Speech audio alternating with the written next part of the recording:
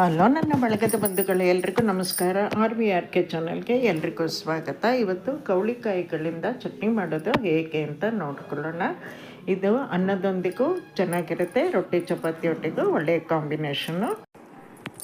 ಕೌಳಿಕಾಯಿ ಚಟ್ನಿ ಮಾಡಲಿಕ್ಕೆ ನಾನಿಲ್ಲಿ ಒಂದು ತಟ್ಟೆಯಲ್ಲಿ ಸ್ವಲ್ಪ ಕೌಳಿಕಾಯಿಗಳನ್ನು ಇಟ್ಕೊಂಡಿದ್ದೀನಿ. ಇದರಲ್ಲಿ ನಾನು ಅರ್ಧ ಭಾಗನ ಚಟ್ನಿ ಮಾಡ್ಲಿಕ್ಕೆ ತೆಗಿತಾ ಇದ್ದೀನಿ, ಇನ್ನು ಅರ್ಧ ಭಾಗನ ಉಪ್ಪಿನಕಾಯಿ ಮಾಡ್ಕೊತಾ ಇದ್ದೀನಿ. ನೋಡಿ, ಬಾಣಲೆಗೆ ಒಂದು ಅರ್ಧ ಸ್ಪೂನ್ ಎಣ್ಣೆ ಹಾಕಿಬಿಟ್ಟು ಒಂದು 2 ಹಿಡಿಯಷ್ಟು ಕೌಳಿಕಾಯಿ ಹಾಕ್ಕೊಂಡು ಹುರಿತಾ ಇದ್ದೀನಿ.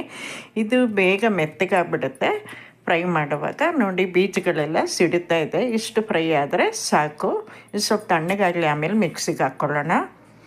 ಈಗ ಅದೇ ಬಾಣಲೆಯಲ್ಲಿ ಒಂದು 2 ಸ್ಪೂನ್ ಉದ್ದಿನಬೇಳೆ, 1 ಸ್ಪೂನು ಕೊತ್ತಂಬರಿ ಬೀಜ, ಒಂದು ಅರ್ಧ ಸ್ಪೂನು ಜೀರಿಗೆ, ಒಂದು 1/4 ಸ್ಪೂನಷ್ಟು ಮೆಂತೆ ಹಾಕ್ಕೊಂಡು ಹುರಿತಾ ಇದ್ದೀನಿ.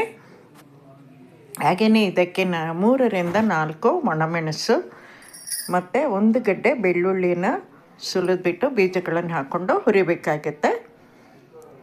ಬೇಳೆಗಳೇ ಕೆಂಪಾಗಲಿ, ಆಮೇಲೆ ಒಣಮೆಣಸು ಮತ್ತು ಬೆಳ್ಳುಳ್ಳಿ ಬೀಜಗಳನ್ನು ಹಾಕ್ಕೊಂಡು ಹುರಿಬೇಕಾಗತ್ತೆ. ನೋಡಿ, ಹಾಕ್ಕೊಂಡಿದ್ದೀನಿ.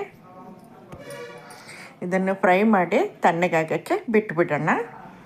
ಈಗ ಮಿಕ್ಸಿಗೆ ಹುರಿದಿದ್ದು ಕೌಳಿಕಾಯಿ ಹಾಕ್ಕೊಂಡಿದ್ದೀನಿ. ಹಾಗೆಯೇ ಇದಕ್ಕೆ ನಾವು ಹುರಿದ ಮಸಾಲೆ ಹಾಕ್ಕೊಂಡ್ಬಿಡೋಣ. ಇದನ್ನು ನೀರು ಹಾಕ್ಕೊಳ್ಳದೆ ಹರ್ಕೋಬೇಕಾಗತ್ತೆ. ನಾನು ಸ್ವಲ್ಪ ತರಿಯಾಗಿ ಹರ್ಕೊಂಡಿದ್ದೀನಿ. ಈಗ ರುಚಿಗೆ ತಕ್ಕಷ್ಟು ಉಪ್ಪು ಹಾಕ್ಕೊಳ್ಳೋಣ. ನಿಮಗೆ ಸ್ವಲ್ಪ ನುಣ್ಣಗೆ ಬೇಕಂದರೆ ಸ್ವಲ್ಪ ನೀರು ಹಾಕಿಬಿಟ್ಟು ಹರ್ಕೋಬೋದು. ನೋಡಿ, ನಾನು ಹರ್ಕೊಂಡು ಹಾಕಿದ್ದೆ. ಈಗ ಅದೇ ಬಾಣಲೆಗೆ ಒಂದು 2 ಸ್ಪೂನಷ್ಟು ಎಣ್ಣೆ ಹಾಕ್ಕೊಳ್ಳೋಣ. ಒಗ್ಗರಣೆಗೆ 1 ಸ್ಪೂನಷ್ಟು ಸಾಸಿವೆ, ಅರ್ಧ ಸ್ಪೂನು ಜೀರಿಗೆ, 1 ಒಣಮೆಣಸು, ಹಾಗೆಯೇ ಸ್ವಲ್ಪ ಹಿಂಗನ್ನು ಹಾಕ್ಕೊಂಡು ಫ್ರೈ ಮಾಡ್ಕೊತಾ ಇದ್ದೀನಿ. ಈಗ ಸ್ವಲ್ಪ ಕರಿಬೇವು ಹಾಕ್ಕೊಳ್ಳೋಣ. ಕರಿಬೇವು ಫ್ರೈ ಆಗುವಾಗ ನಾವು ರುಬ್ಬಿಟ್ಕೊಂಡಿದ್ದ ಈ ಚಟ್ನಿನ ಹಾಕ್ಕೊಂಬಿಡೋಣ ಬಾಣಲೆಗೆ. ಸ್ವಲ್ಪ 1 ನಿಮಿಷ ಫ್ರೈ ಮಾಡಬೇಕು. ಹಾಗೆಯೇ ಮಿಕ್ಸಿಯಲ್ಲಿ ಸ್ವಲ್ಪ ನೀರು ಹಾಕಿಬಿಟ್ಟು ಒಂದು ಅರ್ಧ ಮುಕ್ಕಾಲು ಲೋಟದಷ್ಟು ನೀರು ಹಾಕಿಬಿಟ್ಟು ಈ ಚಟ್ನಿಗೆ ಹಾಕ್ಕೊಂಡು ಒಂದು ಕುದಿ ಬರೆಸ್ಕೊಳ್ಳೋಣ. ಹೀಗೆ ಮಾಡೋದ್ರಿಂದ ಚಟ್ನಿ ಬೇಗ ಹಾಳಾಗಲ್ಲ, ತುಂಬ ದಿವಸ ಇಟ್ಕೊಂಡು ನಾವು ಉಪಯೋಗಿಸ್ಕೊಳ್ಬೋದು.